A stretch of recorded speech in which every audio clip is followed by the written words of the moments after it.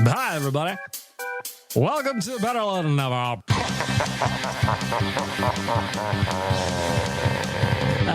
Shit. I'm not actually inside a women's prison at the moment. The horniest just went up to like 11. Good afternoon. At least say a big f*** you to Nick. Tyler Yaremchuk must go to Cinco de Mayo. Ty, why won't you kiss me? Better late than never with bagged milk. Better late than never with bagged milk. It's a better late than never.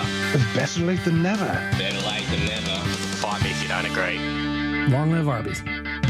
You know, I had a fantasy last week after the Oilers won Game 5 and dragged it back to Alberta for Game 6, a game they won, that on this Wednesday edition of Better Late Than Never, that we'd be celebrating a cup win. That was the fantasy. I was going to go live when I got home. I was going to record something from Florida, and now I'm sick. My head's all congested. You can probably hear it in my voice. It's all scratchy and raspy. And ultimately,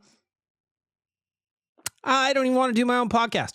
I mean, it's not exactly true. I do. Got lots of stuff to talk about, but ultimately, it's just not the episode I want to do, you know? Got to thank the audio department, of course, for creating a safe space for creativity and collaboration for artists and musicians to realize their potential and share their message through sound and story. Theaudiodepartment.ca. I was talking about the audio department.ca while I was in Florida, actually. Some of the equipment that they have in there. Do you know that if you're a recording artist, you can go in there and use some of their fancy stuff to record your album? They were telling me all kinds of equipment they got in there. I didn't know what any of it meant. I didn't know what a single thing that they were talking about was. But doesn't mean I didn't like to listen, you know? Starting off, I'm going to just kind of, like I said, I'm sick, I'm ill.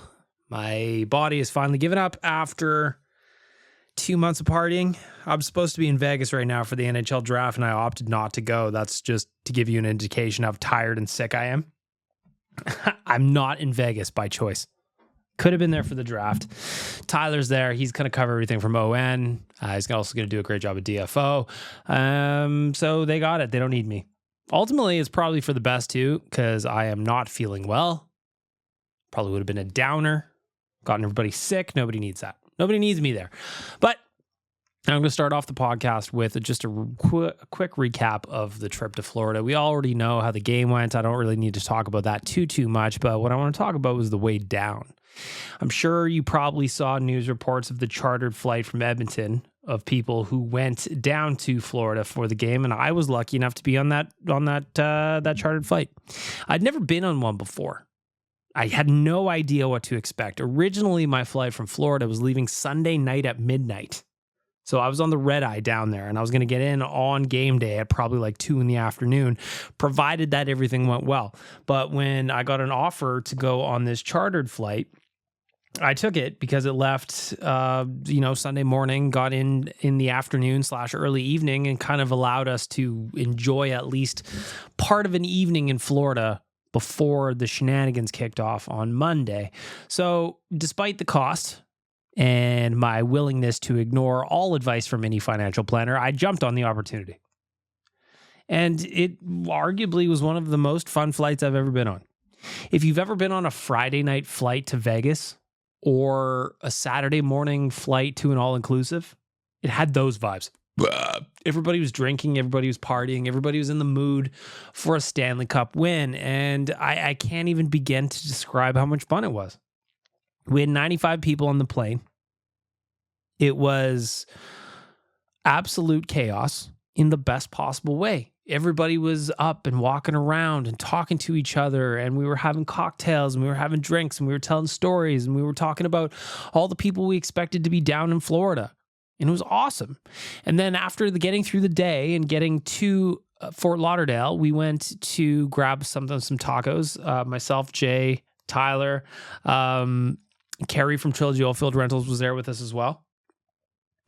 Grabbed a nice dinner, and then we went off to the Elbo Room. The Elbo Room is the famous bar in Fort Lauderdale. If you've seen any of the videos from the Panthers Stanley Cup celebration, a lot of them are at the Elbo Room. So I was in there, and on, I guess that would have been Sunday night, there was a lot of people having a little Sunday fun day. You look around and there was players' parents in there from the Oilers. You look around and there was all the media that you would expect to see on TV. They were in there. Mixed in was just a bunch of random people from all over the place that came to watch the Oilers. There was Oilers jerseys everywhere in there, despite the fact that it was 30 degrees. Sweating our bags off. But it was a great night. And I thought it was going to set the tone for what was ultimately a fantastic weekend and a Stanley Cup win. But, we didn't get there. But the 48 hours, or I guess 36 hours that I was in Florida, were absolute magic. So that was the first night we were there. We spent the night at the Elbo Room. And it was one of those ones where Jay and I go, all right, we're going to have a quick one in there, but we're not going to hang on too long. And the next thing you know, we're there till 1 a.m. And we go back to the hotel. Everybody was kind of in there. Everybody was doing their thing. Everything was buzzing. Like DJ Bean was in there. Love him. I got to meet him for the first time, actually, because I wasn't in the office when he was actually there recording Oilers Nation Every Day with Tyler.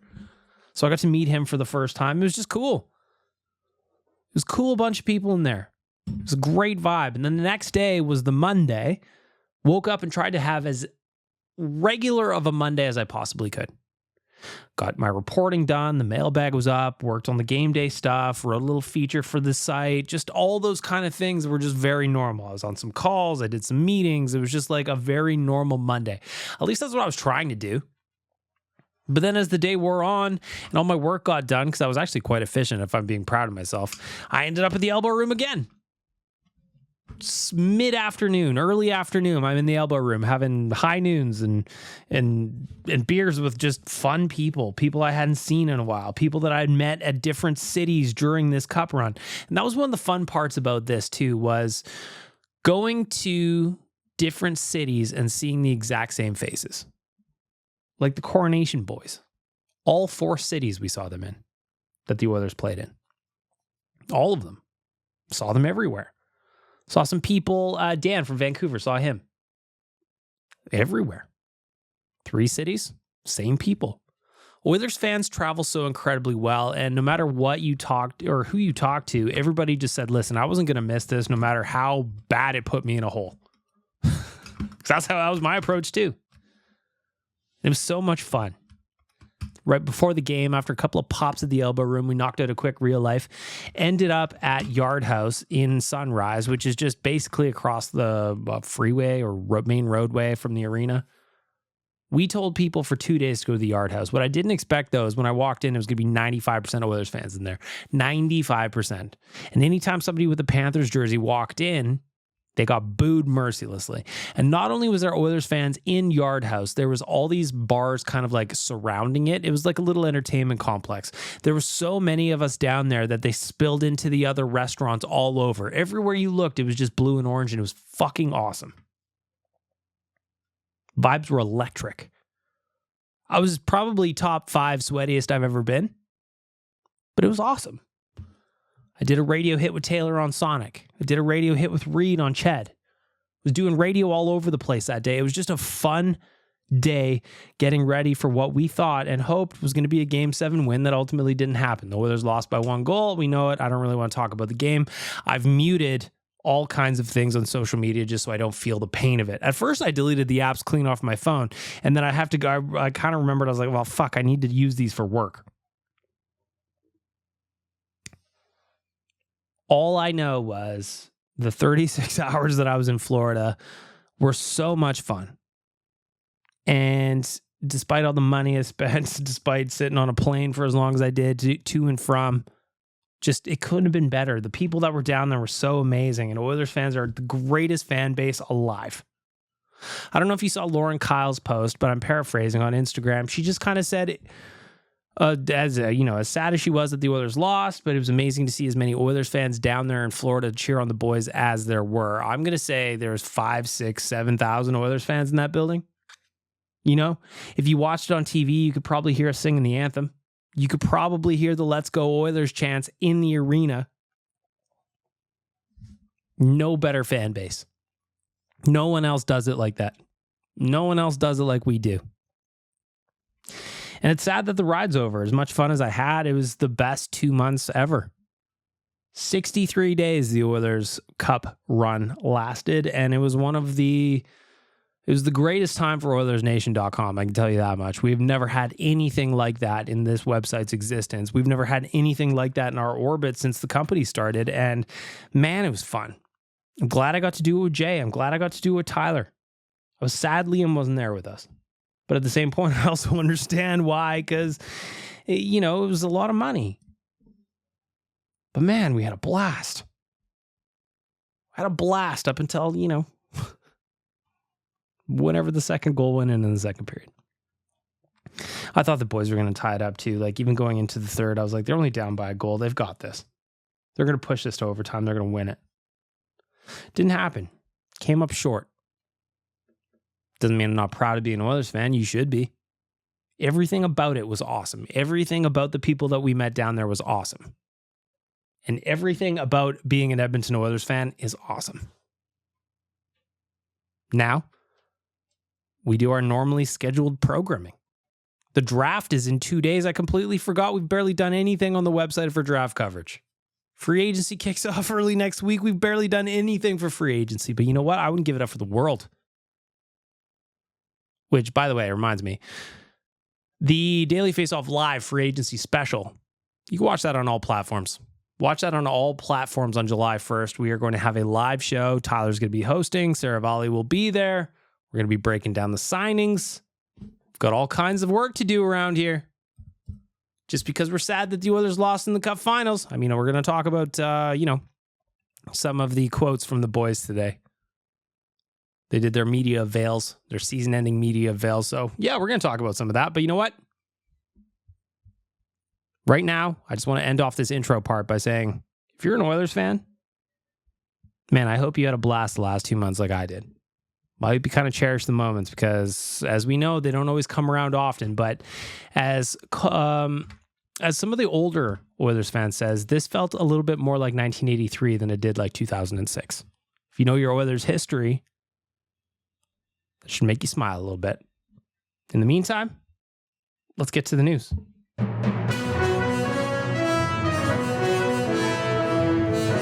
The news is brought to you by Star Mechanical. They're one of Edmonton's biggest locally owned and operated plumbing and heating businesses and been working within the community for over 20 years. And many of the homes built in Edmonton over the last 2 decades have had their plumbing and heating systems installed by Star Mechanical. Visit them at starmechanical.ca to schedule an appointment and let them help you keep your home running smoothly. So today was obviously media day, the season ending avails. Plenty of quotes to work through if you want them, but I'm sure you've already seen them. So I don't know how much I really have to do with that. I'll hit on some of the key moments, though. I'll hit on some of the bigger items because, there were some guys who said just plainly they want to come back. There's some guys who they said they want to come back, but I don't know that they will come back because, as everybody said, it's a business. So I'm looking at cap friendly right now while I can, and because the fucking Capitals bought it out. The Oilers have up front. Let's just work through the free agents, shall we? Restricted free agent Dylan Holloway. He's not going anywhere. Curious to see what that deal comes in at. I have no idea. Couldn't even guess. This is more of a Tyler game. I'm going to say 1.5. I have no idea. Is that close? Tell me. Connor Brown. He said, my heart is in Edmonton. Wants to come back. Jason Greger speculated on the website and on his radio show that maybe Connor Brown might come back on a cheap deal close to league min. Hey, man, you got $4 million from the Oilers this year and you scored 4 regular season goals. Maybe. Do us a solid? Question mark? Be nice. I'm about to push Satan's button, but that was music. Listen here. Satan's back. You actually pushed the right button this time. If you're Connor Brown, you had a playoff like that. You're not taking a league minimum deal. As much as you say your heart's in Edmonton, let's be honest. You need to collect that bag, Playboy. Collect that bag. Satan, I want him to be back on a cheap deal. I feel like that is the only acceptable outcome with Connor Brown. Well, I hope that you can tell that to his agent. After a playoff run like that, I'm sure his agent doesn't give 2 thunderous fucks what you want. Well, that's fair. Sam Carrick, UFA, probably not coming back. Warren Fogle admitted he would like to come back, and, I'm paraphrasing a little bit. He'd love to come back and would hate to leave this place because the people in the room are brothers to him at this stage, but he understands it's business. He just put up career highs in every statistical category. He's going to get a raise from the 275 that he got right now. Where is it going to happen? I don't know. I'd like it to be here, but I don't know that it will. I just doubt it will. After the season he put up, he's probably going to chase the bag somewhere else, probably on a shittier team. That sucks, but that's the business. That's life. Sam Gagne, UFA, said he wants to come back. He wants to play another year. Will it happen here? I'd love to see it. Sign him for the vibes. Put him down in Bakersfield if you need to. Come on. Adam Henrique, he's another guy I would love to have back as part of that third line. That third line was so good. They were so fucking good. The entire time they were together. Brown Mark and Adam Henrique, electric third line. Adam Henrique says at this point in his career, again, I'm paraphrasing, he's not really after the money. He wants to win. He's made plenty of money. By me looking it up right now, he's made $55 million over his career. Does that mean he would sign for a hometown discount with the Oilers? Maybe. I'm going to guess probably not. He's a 34-year-old. Depending on how badly he wants to win, listen, he's got piles of money. He's got boatloads of money. That is generational wealth if you do it right. And as much as I'd love Rico to be back, I don't know, man. I don't know. Next up, Matthias Janmark. He made $1 million last year. I would love Janmark to be back. He was so good in the playoffs.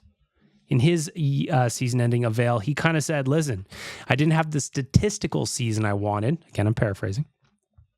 But I thought I played pretty well defensively, and that he absolutely did. He also talked about he doesn't know how many options he would have, but if there are 2 or 3 and Edmonton's on the list, they're at the top. He just wants some term. Outside of his ELC, I didn't know this until Gregor asked him in the presser. Outside of his ELC, he's only signed 1-year deals. Probably wants a little bit of security, so maybe the Oilers offer him 2. He's a 31-year-old man at this stage. If the Oilers offer him 2, maybe 3 years on a cheap deal, would he sign that? Listen, Brown Mark, keep them together. 2 halves or 2/3. Man, my brain is not working efficiently today. 2/3 of what was a great third line. Corey Perry, 39 years old, future Hall of Famer. According to Gregor, the Oilers are going to offer him a league min deal. They like his leadership. He'll probably play like half, maybe less than half of the games, but they want him in the room. Now, Corey Perry curse. Made it back to the Stanley Cup final, lost again. I don't know if that has any impact on things, but we shall see. Corey Perry returning for duty? Question mark. Philip Broberg on the back end is a restricted free agent. I can't imagine he's going anywhere after the playoffs he had. The guy played 7 regular season games under Chris Knoblauch. Nobby threw him in the playoffs, and the kid excelled. He played some very, very effective minutes. He's a human breakout. Got all kinds of speed, all kinds of wheels. He's got a good stick. Curious to see what that one comes in at. Again, I'm not in the speculation game. We shall see. Vincent Desharnais, as much as I would love the 28-year-old to come back to Edmonton, I really don't see it happening. Even he and Connor Brown, who did their avails together, kind of joked, like, he goes, I don't know how many calls I get. And Connor Brown kind of stopped him and was like, buddy, you're going to get some phone calls. Free agency. Again, he said he'd like to be back, but it is a business. And listen, when you're seventh round pick like Desharnais was, and you work your way to the NHL and you have a season like the one he just had, he is going to get offers. He's gigantic. He's 9 feet tall. He's right-handed. There's all these things that you like to have in a player, including myself, and I'd like to have him back. Apparently on Tyler's show, there was some speculation they were talking about that somebody's going to offer him close to or over $3 million. If that's the case, I don't know if the Oilers can afford it. Finally, Troy Stetcher, he's gone. Here for a good time, not for a long time, even if he wasn't even around. I don't know. Calvin Pickard, he is... I mean, I would offer him a contract, to be honest. Excuse me, I'm going to cough, so I'm going to put this on. All right, there you go. I feel like shit. Fuck, man. Like, getting older is balls because, one, I've gained 15 pounds during this playoff run. I regret nothing, but I've eaten like shit and I drank my weight in alcohol over the last 2 months, so it's bound to happen. It was bound to happen that I got sick eventually. Where was I? Calvin Pickard. I would offer him a contract. He was a steady, reliable backup. It wouldn't cost you a lot of money. Apparently, the guys like him. What's not to like? You got Stuart Skinner at 2.6 for the next 2 years. Seems like a reasonable deal to me. Jack Campbell, what do you do with him? Probably buy him out. As much as that sucks, as much as I hate it, it's probably going to happen, especially since they still have $1.9 million of James Neal's dead money on the books. Fuck me, I forgot that was still on there. According to Cap Friendly, the Oilers currently have just over $10 million in cap space. Got to figure that out. Got to figure out how to clear some cap space to get things done that you want to get done. According to some speculation on Twitter, and again, this is just speculation on Twitter, the Oilers have asked Vander Kane what he would do with his no-move clause. He's got a no-move clause that goes until February 28th of 2025. So does he want to go somewhere else, or are the Oilers hoping that he can kind of come back and be more effective than he was down the stretch? Though admittedly, Chris Knobloch said he had the sports hernia. That's what kept him out of the finals. It sucked because the Oilers really could have used playoff Kane.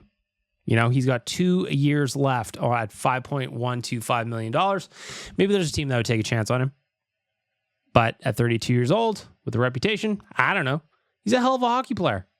When he's at his best.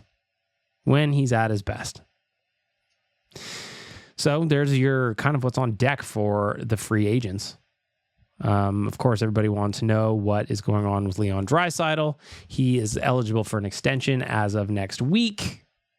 And while he did say, I love being an Edmonton Oiler more than anything, he wouldn't really give us many details. And I quote, I'm going to give you the most boring answer here. I'm obviously going to sit down with my agents and talk to the Oilers and see what their plan is, see what our plan is, and I'll go from there. I haven't really had any time to think about it. It hasn't been on my mind a lot lately. It's something that's going to take a little bit of time to figure out what I want, what the Oilers want, and what everyone wants, and then go from there. Not really surprising. When asked if he's just even interested in the conversations, he goes, Edmonton has the only chance to sign me, so I guess they are first. I'll leave it at that. Obviously, I love being an Oiler more than anything. When asked about Leon's contract, Connor McDavid, who was sitting right next to him, said, it's up to him and his team around him. Obviously, I love playing with him and being on the ice with him. Frank Saravalli, if you've listened to him on Daily Faceoff shows or Tyler shows over the last handful of months, you'd know that he seems to think that this is going to happen no matter what. But we shall see. We shall see. The Oilers are going to have to make some very interesting lineup choices, given that this is a salary cap world, and while the salary cap will go up and probably will go up sharply over the next handful of years, there's only so many dollars to go around. When asked about Connor McDavid's injury, Chris Knobloch said, and I quote, I'm not sure how bad Connor's injury was. I'll let the medical staff discuss it. Leon battled rib and hand injuries during the playoffs. Some games we weren't sure he was going to play, but he always managed to dress. And that's when he also confirmed that Kane had the sports hernia issue that limited him and kept him out of the final. It's always interesting to me when players kind of announce what they had going on after the playoffs. So Connor McDavid, apparently it's a torn abdomen muscle that will require surgery. Again, Knobloch didn't confirm that because somebody asked about the rumors about him requiring surgery, didn't want to say anything, especially maybe because the Oilers only have like just under 90 days until next season started. Normally, they've been on holiday or out of the playoffs for, 5-6 weeks at this point. So this is a short off season. So if Connor does need surgery, maybe do it today, tomorrow. Let him get some healing in. I don't know when his wedding is. Can he be healed up a little bit by his wedding? I have no idea. Where's Kennedy when I need her? What time? When is his wedding anyway? I don't know. But I would just get that done as soon as possible. Another news, Ken Holland confirmed will not be back with the Oilers per Darren Dreger at TSN. He is going to look for, and I quote, other opportunities or possibly retire. Ken Holland is 68 years old. Was the Oilers GM for the last 5 seasons. Made $25 million with the organization. Currently, Jeff Jackson will take over the GM duties on the interim, which is fascinating because the Oilers have no GM and the draft is in 2 days and free agency starts right after that.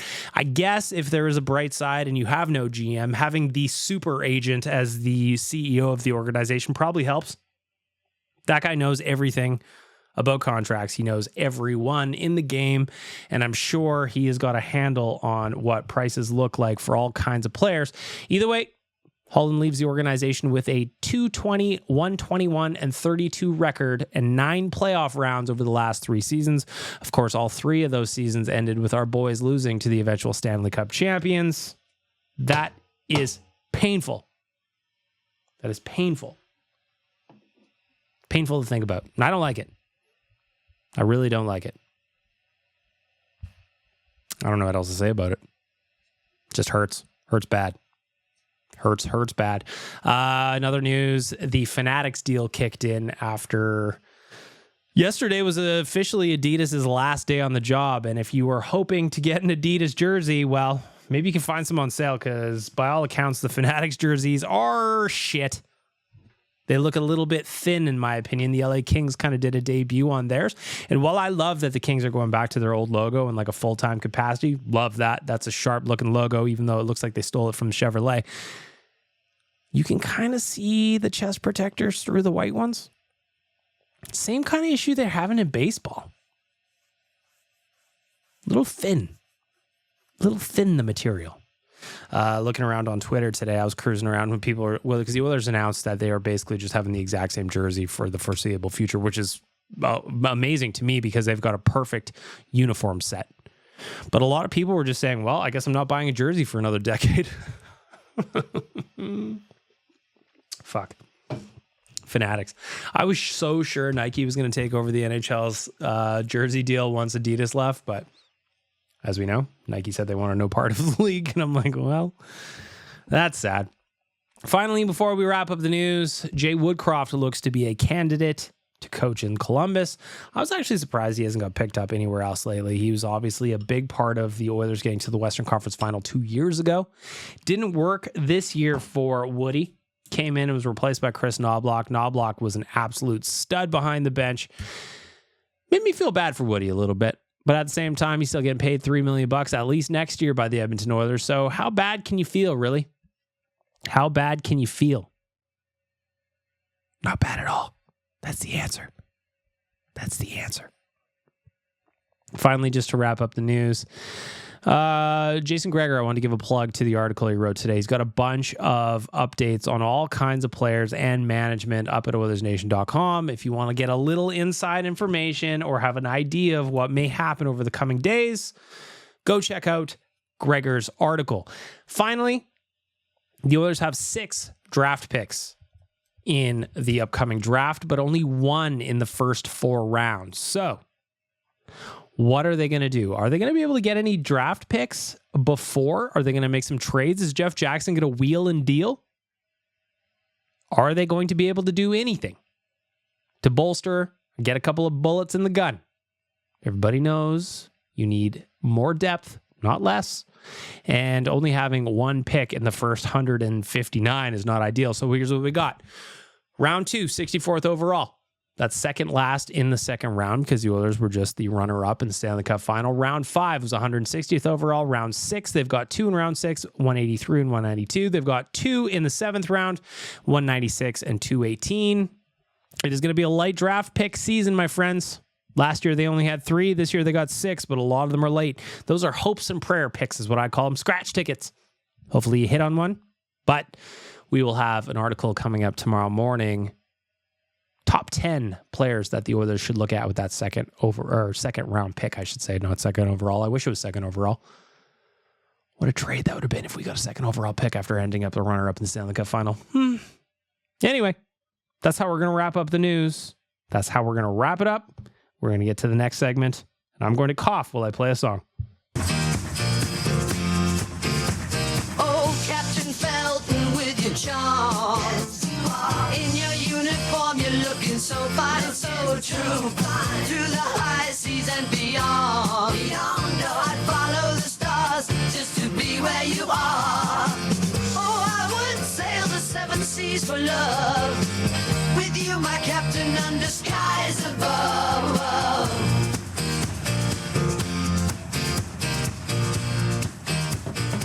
And the sharp ending. Today's the big question by Oodle Noodle. I want to know, what was your favorite moment from the 2023-24 Oilers season? Of course, Oodle Noodle's got the vegetarian Manchurian on right now for a limited time. It is delicious. It is available at all locations, but only for a limited time. Go get your mouth feelings wrapped around that. As well as the $4 torpedo shrimp. You get 4 shrimp for $4. Add that in as little appy. Also delicious, crunchy, wonderful, lovely.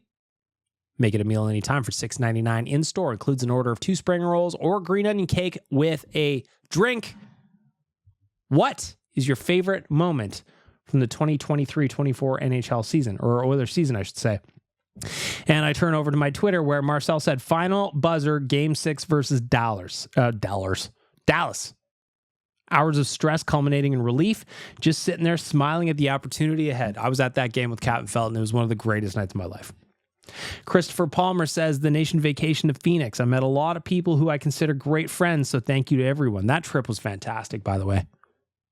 Absolutely great trip. If I have to pick a top moment of the season that wasn't playoff related, going to watch a game in Mullet Arena and having it be 80% Oilers fans in there was absolutely electric. G7S Rob. Oh, Game 7 Stanley Cup Rob. This cup run was something special. The team unifying in a way that we hadn't seen. Also, Corey Perry's stick and stare was legendary and winning the Western Conference title. Corey Perry held up his stick in front of what's-his-name's face. That was pretty funny. Donovan Byer says, beating the Canucks is pretty amazing. Probably my favorite moment of the season. Regular season was about 10 games into the winning streak. Felt like we'd never lose it again. Douglas Barclay just says, just keep cheering. And what followed. That was Connor McDavid, of course. Nick says the Heritage Classic. Easy. Heritage Classic was for me, too. I got to take my dad to that game, and it was so much fun to take him and just kind of watch him enjoy the scene. I had a blast. Oilers won, beat Calgary. Doesn't get better than that. Lane says this cup run was absolutely amazing, and just seeing everyone back the Oilers. I'm from Grand Prairie, and seeing all the flags and Oilers jerseys was just incredible. Groundskeeper Willie says the 16-0 run, not losing a single game in over a month. Come on. Doug says, Hyman puts home a rebound off McDavid's shot as I sat behind the net at my first ever Oilers game after waiting 45 years to finally get to Edmonton. That moment of joy, celebrating with those incredible fans like I died and went to hockey heaven. What a team, what a season. Mr. Burns says, Connor Brown goal, because to me it was an illustration of this team and this fan base supporting and cheering each player on to the very end. The brotherhood they showed this year was inspiring. I was at that game with Liam, and it really was a lot of fun to watch. Connor Brown scored his first goal of the season, and after, his 55th game or something like that, people were throwing hats on the ice. There was a standing ovation. It just, to see the smile on his face, and then now in hindsight knew that goal kind of set him off onto what was a great postseason for Connor Brown. It was awesome. It was a great moment, great pick there. Oh, yeah. So Two-Turn Larry says this moment right here, and what it was Oilers fans singing Living on a Prayer against Vancouver when Evander Kane scored right off the draw. Doesn't really get much better than that. Geekily Confused, who I saw in Florida, said Connor Brown's first regular season goal. Ryan Scott says Hyman reaching 50 goals. Hard not to love that. Bubba says that's a tough one, but clinching the Western Conference final ranks right up there with finding out Janmark is a frickin' war dog. Brent Moore says the video clip of Nurse saying, gas up the fucking bird, boys. Gas up the bird. We're going back to Berta. Patrick says the 2-9-1 start and people that jumped off the bandwagon. This equation is solvable. We learned that this year. That's my favorite moment, making it all the way to the finals with stretches of domination. That is more than possible. Ari just said the story. Just needed the ending. The whole story was my favorite part. Hard not to love all that. II49 says the playoffs as a whole. There's some low moments, but seeing McDavid hug Draisaitl when they won the Western Conference Final, the penalty kill Brown-Mark duo, absolutely amazing. So there you go. The big question, courtesy of Oodle Noodle. Go check them out, oodlenoodle.ca. Location near you, I promise you that. Got it? Good. Ladies and gentlemen, let's get ready to snuggle. Better late than never. Bets of the week brought to you by Bet365, of course, proud sponsor of Better Late Than Never. Open an account with Bet365 today and bet on a huge range of markets. So whatever the sport, whatever the moment, it is never ordinary at Bet365. I'm looking ahead. I already can't wait for next season. Season just ended a couple days ago. I'm already looking ahead. So I want to look at the Stanley Cup odds. Who do you think are the favorites to win the 2024-2025 Stanley Cup? Could it be the Edmonton Oilers? Yep, it is. At plus 700, the Oilers are currently the odds-on favorite to win the Stanley Cup, followed by the Dallas Stars, Carolina Hurricanes, Florida Panthers, Dallas Stars, Carolina Hurricanes, and Florida Panthers at plus 900. The Colorado Avalanche are up next at plus 1,000. The Devils are also at plus 1,000. The Rangers plus 1,200. The Leafs plus 1,500. Lol. Canucks plus 1,500. And the Vegas Golden Knights are plus 1,600. So what I'm trying to say here is, according to the bettors and the money over at Bet365, the Oilers are the odds-on favorite to win the Stanley Cup next season. Hard not to believe in the boys. You know, it's going to be hard, and they're going to have to make some reasonable tweaks to the lineup. They're going to have to get some stuff done, and they're going to have to make some tough decisions. But ultimately, I believe in this team and their ability to get the job done. It didn't happen this year, and of course, that's tough. But I believe in the Edmonton Oilers. I believe that Jeff Jackson will get the people signed that we really want to have signed.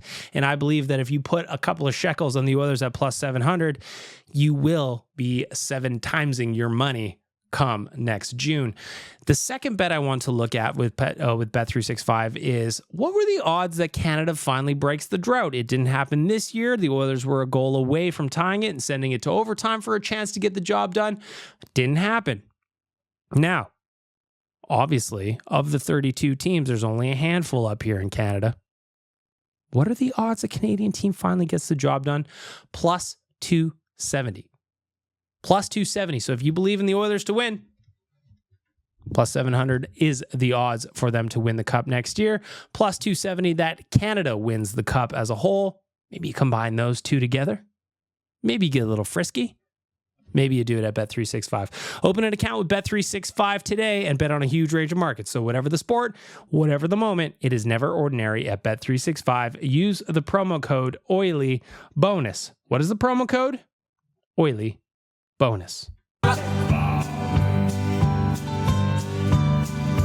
Donkey Valley, Donkey Valley.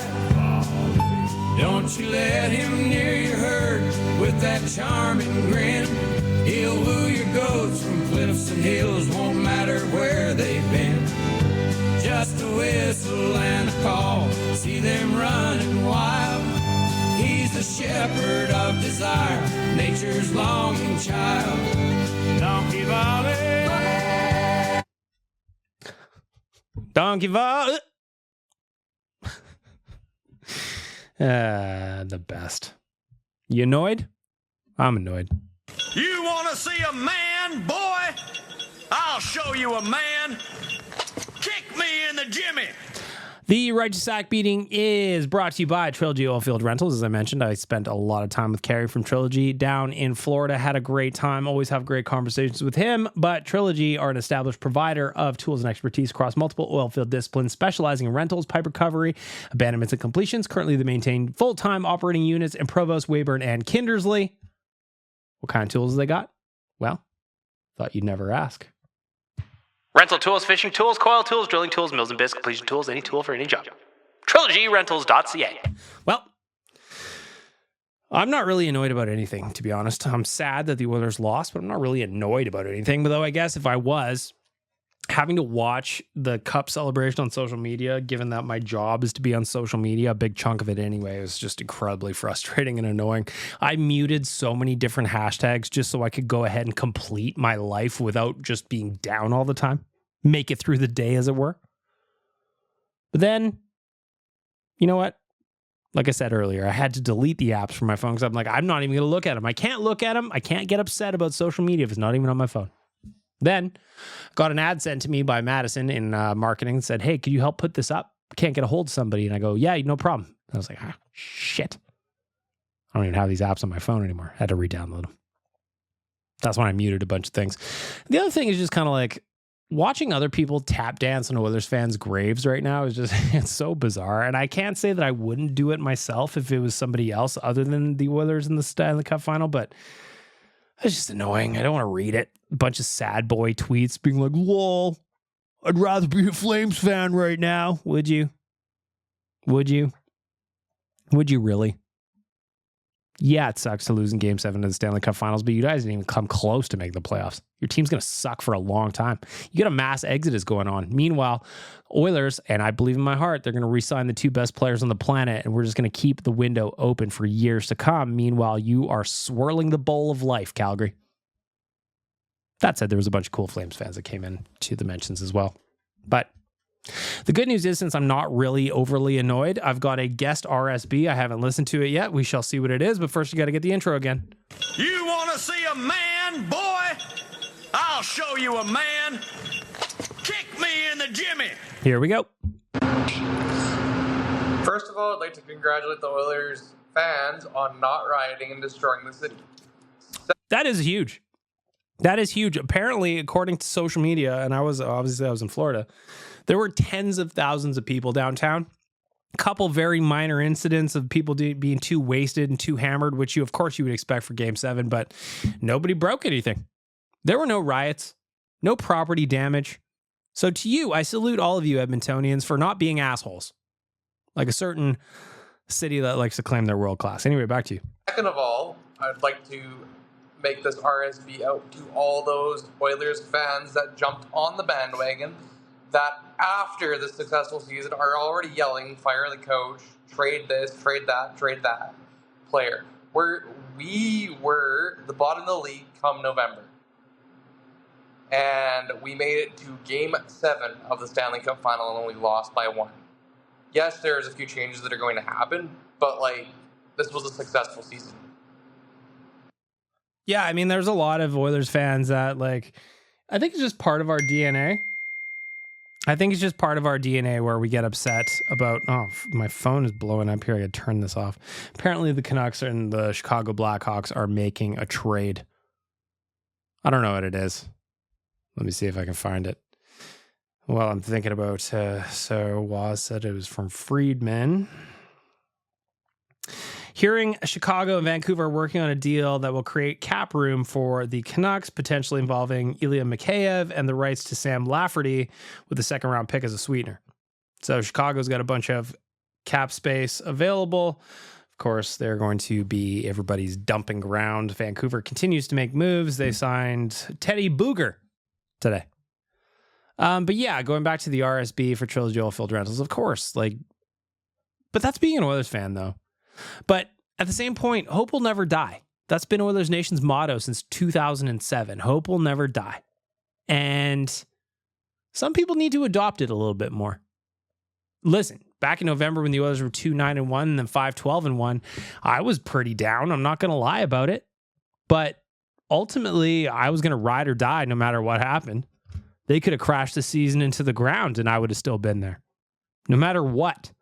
I'm always going to watch the Edmonton Oilers. I'm always going to cheer for the boys, and I'm always going to love this hockey team. And who left this RSB anyway? No name. To the anonymous caller who left this RSB, I can't say I disagree with you.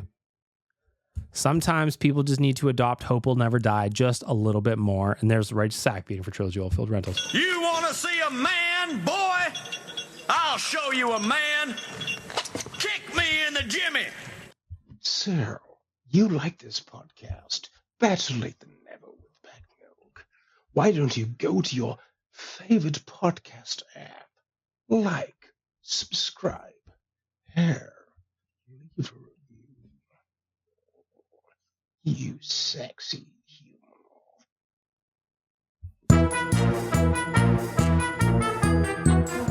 The voicemail is brought to you by Hectic Cuts. Went for a haircut. Want a haircut from the same place that cuts some of your favorite players' hair? EK91, Hollywood, Skin Daddy, Clouder, McLovin. They've all been to Hectic Cuts, and it's time for you to get your haircut at the same place. Book with the best barbers in Edmonton at Hectic Cuts right in Century Park on the south side. Bookings available at hectic-cuts.ca. Hectic-cuts with a Z.ca. I got a handful of voicemails here. Depending on how sad they are, I might just burn through them. To be honest, I am quite ill. I don't feel great. And if these are all going to be sad, which I'm sure they are. I mean, the Oilers just lost Game 7 of the Stanley Cup Final. I don't know how you wouldn't be sad if you're leaving voicemails, especially on that night, but we'll see what happens. Oh, my God. Well, I know I was going to retire from this, but 3-0 down. And for Game 7 of the Stanley Cup final. How has this happened? How has this happened? We were dead. We were buried. But, ladies and gentlemen, I'm going to call it. We were 3-0 down. We were the better side on 2 games. Game 2, we got a little bit fucked. We're in. I'm going to call it. We're in. Fucking love you all. God. This is just too good. I love that Donkey Volley came back after retirement that lasted exactly 1 week. Donkey Volley, I don't want you to ever leave. I know that was a hopeful one. You had your TV playing in the background. There's a little bit of noise, but I was just happy to hear your voice, if I'm being honest. Next one comes from Electric Chad. All right. I got to do a little recap. Yeah, last message I sent was obviously pretty glum. I did not say that I had given up. And yes, I am back. I've been back since the whole time. I was here the whole fucking time. I was just, obviously, that's really deflating being down 3-0. Yeah. Anyways, yeah, so Game 6 just happened a little earlier in the evening, and that was unreal. Was out kind of north side, because I live north side, with a bunch of us, like 13 of us, at a pub, and went home, and I started working when I got home, and I just had this feeling like the night can't be done. Like, I gotta go see what's going on downtown. So I texted one of my buddies that I was just with, and he was like, fuck yeah, let's go. And we just parked kind of behind McEwen, and we just walked and high-fived people and, just took it in, drank it in, and yeah, it was awesome. And one of the last people I saw, I walked in front of Greta, and fucking Captain Felton was out there, so shout out Captain. Yeah, it was unreal. I'm so pumped that I went out and just was amongst the people. It was that was electric. I'll never forget this tonight. One more game, boys. One more game. Go Oil. I went out after Game 6 too. As soon as the final buzzer went, I watched the game at my house because I had to write something for the website. And then I wrote it. And then as soon as I was hitting schedule/publish, I was in a cab. I was gone. That night was one of the greatest nights ever. The city was alive. It was electric. It was so much fun. So much fun. Yeah. Right. Okay. Yeah. I thought it was, yeah. God, I don't know where to even start with this. Fuck me. Well, anyone wants to, most welcome. Yeah, well, yeah, I can't step away from it. I've been on a massive slump, and all of a sudden, I'm just on a high. No idea what's put that in. Possibly win to get the games, but that's debatable. Oh God, a mouthful of fluid. What are you talking about? I got a mouthful of fluid. Donkey Volley. I'm just happy you're here. Happy you're here. Makes me happy to hear your voice. By the way, good afternoon. Does anyone fancy a cuddle? Oh, in a mucky cuddle way. I think that I would like a cuddle. Feeling a little down. I am ill, though. I probably stink. I haven't showered today either. Podcast confessions. I don't know if you want to cuddle with me right now, Donkey Valley. I'm not going to lie. I'm just not going to lie to you. I wouldn't do it. I wouldn't do it. No, thank you. Got it? Yes, now what I'm talking about. Let's talk about piss, baby. Let's talk about you and me. Let's talk about all the flows of yellow stuff that come out of me. Let's talk about piss. Well, for fuck's sake. I need to go in a hole somewhere. Oh, fuck it. Anyway, hello. Yes. I'm probably spamming this, aren't I? No. Yeah. Right. Trevor, get away from the fucking... Oh, he's going to electrocute himself. My cat's about to electrocute himself. Don't do it, cat. Well, go on. Well, someone bought me some fried food. What? Again, if you missed last week's episode, Donkey Volley said he was retiring from the podcast, just taking a little break anyway. And to have him come back just in fine form, I love it. Donkey Volley, don't ever leave me. Ever. I refuse to allow it. I refuse. Now I see the date changing on the voicemails. We've got Gutted Nick coming in. Nick, I know where this is going. All right, Big Milk. Instant reaction. Oilers lose game 7. Yep. Man, I really thought we were going to win. I did too. All the storylines were there. They were all there. We fight back. Mm-hmm. And we lose by one goddamn goal. And hit a post. One goddamn goal. Oh, man. I feel you. Couldn't happen to a worse goddamn team, too. I can't think of a team who deserves it less than the fucking Florida Panthers. Sorry, fan base. I can't think of a fan base that deserves it less than the fucking Florida Panthers. Oh, one thing that was, so I was obviously at the game. Florida Panthers fans were very nice to me as I was walking out. I was obviously sad. And there's this one guy that kind of came up to me. He goes, listen, man, we were here last year. I know exactly how you feel. I'm sorry. I'm like, fuck, I don't need to hear this from you right now. Because as I mentioned, if you missed it, I was, the buzzer went. I did not watch them hand the cup out. I didn't watch any of it. I got up and I left. Saw DJ Bean on my way out. We had a hug. We hugged. I just met him the night before.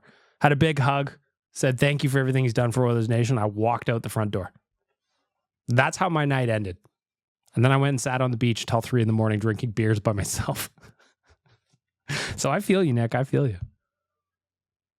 But like, you gotta have more than Matthias fucking Janmark score during your last game. Yeah, man. Obviously, we got Bobrovski'd. Well, but man, I really thought we were gonna win. I did too. I bet a lot of money on it. In fact, this is gonna hurt. It's gonna hurt for a minute too. For a while. It's gonna hurt for a minute. To come so close and just blow it fucking hurts, man. Yep. It fucking hurts. Working through the voicemail for Hectic Cuts. Again, you can book online at hectic-cuts with a z.ca. My brain is not working correctly. We are almost at the 1 hour mark. I am just ripping through these, if I'm being honest. Ari? Okay, one take when I don't normally do one takes. The game, for a really, really hyped Stanley Cup final game 7, it was kind of disappointing. I mean, the first period was kind of the best part about it. I mean, the back and forth, which was what I was expecting. The next two, not so much. I mean, it is what it is. The team in the season, for all the adversity on the bullshit they had to face. I mean, what a magical run! What a great season, for sure. I'll remember this one for a long time. Everyone, I cut you off there. I don't know what you're gonna say. It was a magical season. It's I'm gonna try and find where he was here. Okay, I mean, what a magical run! What a great season. There you go. For sure. I pushed the wrong button here. So it was a great season. It was, all the things that Nick said are true. The storylines were there. It was all there. And then what Ari said was, the back half of the game wasn't what we wanted. For sure. Still a great season. Still proud of the boys. One of the greatest seasons I ever remember watching. I'll remember this one for a long time, everyone. The fans, the city of Edmonton. Yeah, you guys did a great job. I mean, holy cow. We're the best fans in the league. Without a doubt. The way we showed out when the team was down 0-3. Without a doubt. And I'm glad that it took my emotions out of it. Like I said last week. Otherwise, I'd be pretty mad right now. But you know what? I think I'll leave it off with this when I say that's sports. We'll be fine after a week if anyone's pissed off that they didn't win or whatever, it's okay. Oilers Nation, you guys, Bag Milk, great fucking job on the coverage. Loved it. That was there the entire way. Cheers, guys.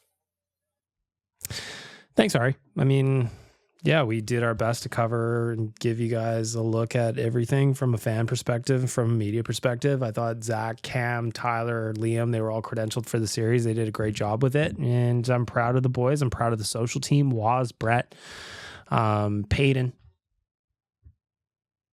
Rob Munich, who generally works for Flames Nation. He came in, did a lot of really good work for ON during the Stanley Cup final. Kennedy, just the graphic she made, the shirt she made, the La Bamba Mentality shirt that she made was just an absolute banger. All the staff that does the pre and post game shows, whether you're watching Aaron pre or post game, or Tyler and Liam, or all the people that work behind the scenes. There's just so many amazing people that work in the nation right now.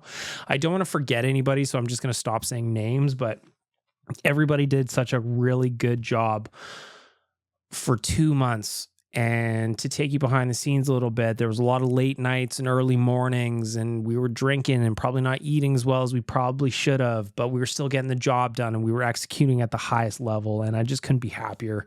Everybody that kind of works on things, the graphic team, again, Kennedy was in there, Jazz was in there, Eric made some of the amazing graphics for social and for the shows, and Zach Healy, who you probably don't know, but he makes a lot of the motion, or makes all the motion graphics for the live shows. Just so many amazing people work in the company, and all of them busted their ass during this run. Busted their ass. Got Captain Mike up next.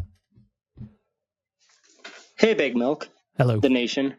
It's Mike from the Hat. I've actually never called into your show before, but I've been listening pretty hard for the past year or so. Thanks for being here. Just found you guys over the summer last year, but I just got to say how proud I am of this team. Like, I know a lot of people are upset about this loss, but we put ourselves on the map, and these guys really showed how great it is to be an Oilers fan. I mean, I love every one of you guys, and I hope we have a great summer. See you guys next year, and let's kick some ass. It's a good message. Thanks for being here. Thanks for, it's always interesting to people that just find the nation for the first time recently, or however you found it. Doesn't matter. Welcome to the team. Welcome aboard. We'll be here next year. A little bit down right now, a little bit hurting, but that doesn't mean we won't be back next year. Nate, you were up. Well, I just got back from the watch party at Rogers Place after Game 7. I live in Red Deer, so it was a tough drive home. I'm so proud of the boys. I mean, nobody thought we'd get there. It stings, it hurts, but at the end of the day, there's nothing you can do about it. And I just want to say thank you to you, BM, for the whole season, not only with this podcast, but just Oilers Nation in general and everything you do for the company. It was a great year. So many memories were made, and let's go have a good summer. And I mean, hey, on the bright side, it'll be the shortest off season we've had in a long time. So hockey will be back before we know it, and hopefully we'll be back in the Cup final next year. Man, Nick sounds down and out, huh? Sounds down and out. Keep your chin up, pal. There's a lot of hockey left to be played in your life. A lot of hockey. Sad Chad is up. Last voicemail was obviously talking about how excited it was after Game 6, and this one's going to be the opposite end of the spectrum. Chad, to you. Okay, it's the next day. Sucks how close we were. Yeah, man. It's just the thing of it. It was an amazing run. It was so fun. I had so many good nights out and just goal celebrations, and made some new friends during the run, and just the whole thing was awesome. It just sucks that to be so close, and just, I don't know, last night just kind of felt in some instances like maybe game 2 did. It just kind of felt like we couldn't get anything going. It's gonna take a couple days to process this, but it was awesome. It was an awesome run. Like, I've never experienced anything like this. I just hope that we can come back next year and get the job done, because getting to the finals is not guaranteed. I'd love to say, oh, we'll get it next year. Yeah, I hope we get it next year, but like, it also takes a lot of luck to get to where we did. Yeah, man. I hope we can get it done. Thanks, everybody. Thanks, Chad. Hope we can get it done is right. Next, anonymous caller, who be you? All right, so a few things need to be said. Go ahead, dudes. Fuck. I'm going to try. But honestly, like, yeah, yesterday still stings, and it obviously will for a while, because, you know, to go so far and you know, come up short, wild. But honestly, the year we've had, the you know, from the highs and lows, just from the team perspective, unreal, incredible, such a wild ride. Fucking me personally, obviously going over there, seeing some games in person, getting to meet a bunch of you. We could have finished 32nd in the league, and it still would have been my favorite season of all time. I've said it before. No, I don't hate the team. I don't care who is on the team, whether I like a player, whether or not they're wearing the Oilers crest. I'm a fan of theirs, you know. Regardless of my personal feelings, I'll cheer for them. The only trade I would make is I would call Vancouver, because it's where he belongs, and I would give Nick and 8 first-round picks for their future considerations. Nick taking some shrapnel. Duke's always got jokes. Doesn't matter if he's sad or not. Duke's going to bring a little levity to the podcast. Work through the Hectic Cuts voicemail. Let's go. But yeah, in all seriousness, man, I've said it a bunch of times. You know, I love this community so much. I love that I can come on this podcast and talk a bit of shit and just, I don't know, be an idiot. And it's just what we do, you know. We're all here because we love the Oilers, but, you know, we're not just a group of people who happen to like the same team. You know, it's so much more than that.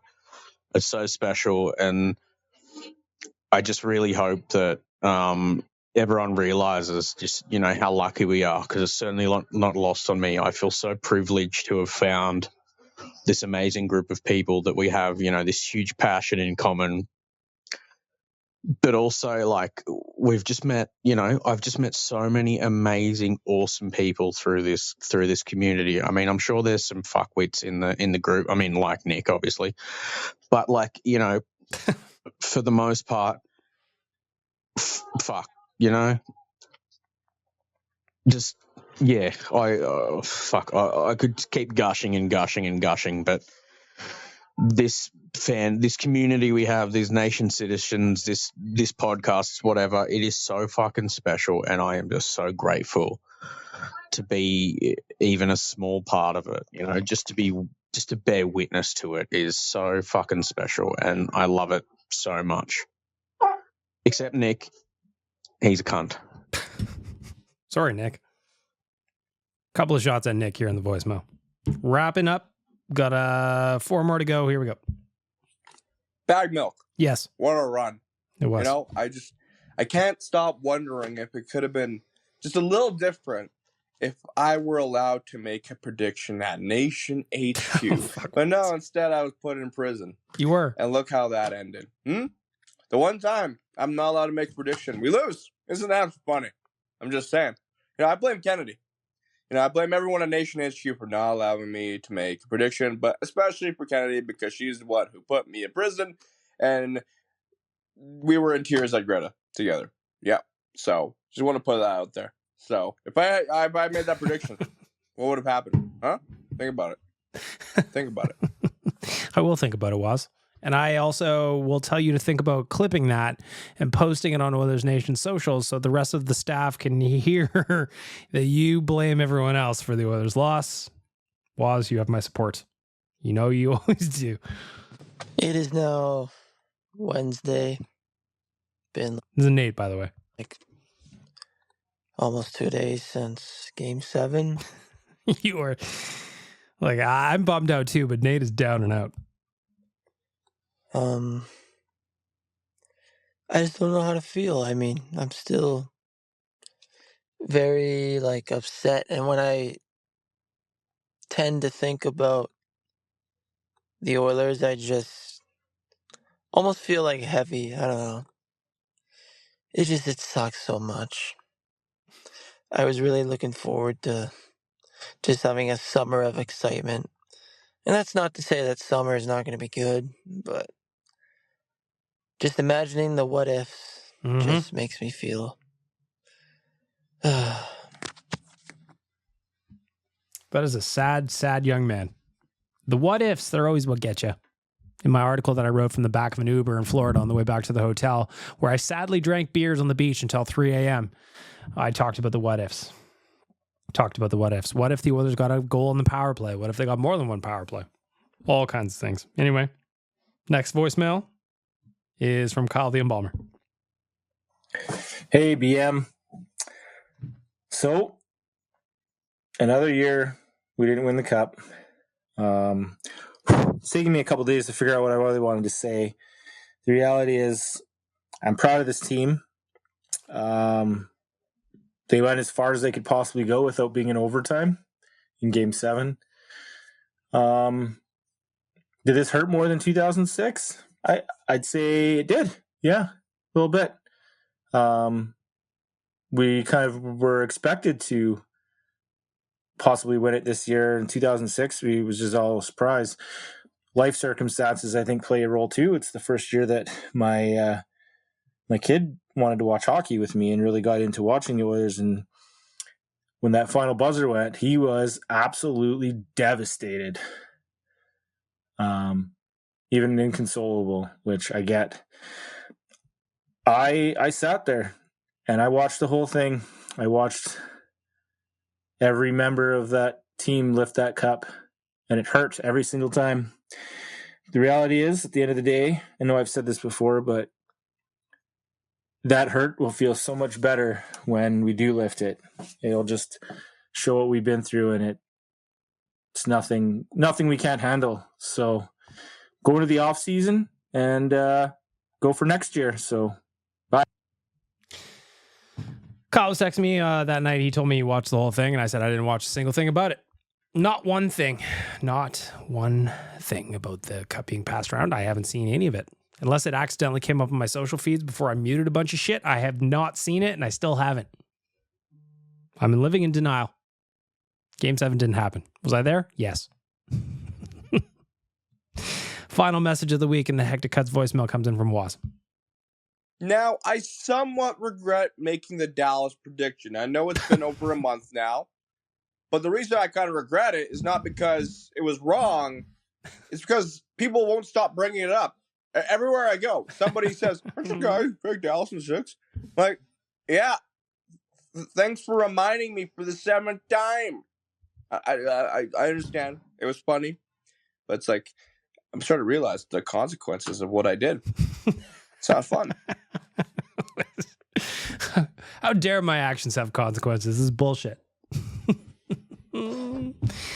That's how we're going to wrap up the voicemail. Thanks for the calls, everybody. Thanks for doing it all season. We're going to keep going through the summer. It's not like I'm taking a break, but thanks for staying in touch all season. We're going to keep going through the off season. We'll see what happens. Maybe we'll even have some emergency podcasts coming up over the next couple of days. The voicemail brought to you by Hectic Cuts. Want to get your hair cut from same place, some of your favorite players? Hectic Cuts, it's for you. Book with the best barbers in Edmonton at Hectic Cuts, right in the south side at Century Park. Bookings available online at hectic-cutswithaz.ca. Hectic-cutswithaz.ca. That's where we're going to wrap up the podcast. Thank you for being here. I am ill. I'm going to go, I don't know what I'm going to go do. Sleep, probably. Something like that. Anyway, Tyler, why won't you kiss me?